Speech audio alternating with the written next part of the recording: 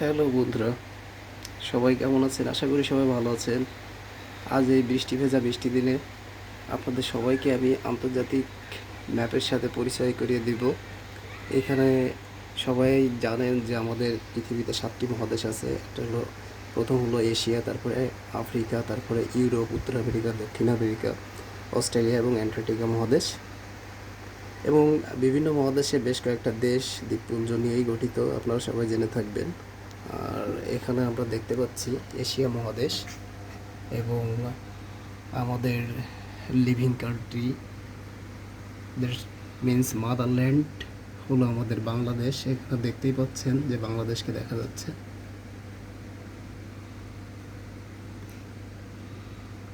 বাংলাদেশটা ঠিক ভারতের মানে তিন দিকে ভারত বেষ্টিত, একদিকে বঙ্গোপসাগর দিয়েই বাংলাদেশটা অবস্থিত।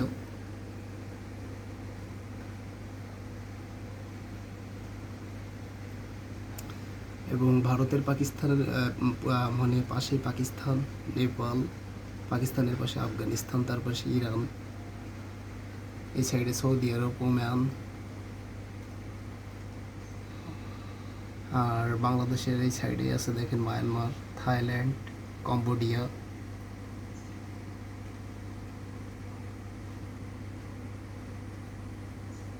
এবং এই সাইডে চীন।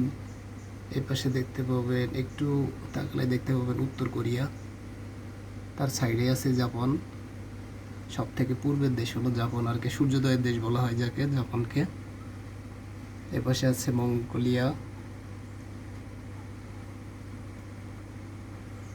আর চীনের রাজধানী বেইজিং। বেইজিংটা কোথায় অবস্থিত সেটাও দেখতে পাচ্ছেন। আর আমাদের এশিয়া মহাদেশ শুধু না, 7টা মহাদেশের মধ্যে সব থেকে বৃহত্তম দেশ হলো রাশিয়া। এই যে রাশিয়াকে আপনারা সবাই দেখতে পাচ্ছেন যে কতটা মানে আন্তর্জাতিক ব্যাপারে কতটা স্থান জুড়ে রাশিয়ার অবস্থান।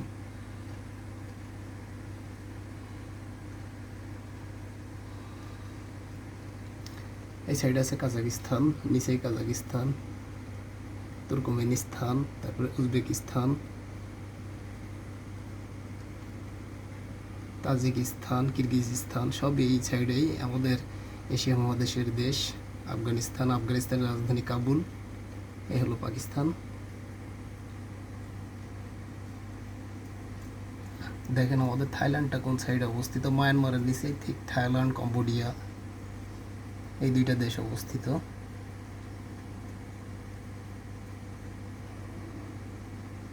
যাই হোক বন্ধুরা, আজকে এই পর্যন্ত এশিয়া মহাদেশের বেশ কয়েকটা দেশ আমরা চিনলাম, জানলাম, তার অবস্থান সম্পর্কে জানতে পারলাম।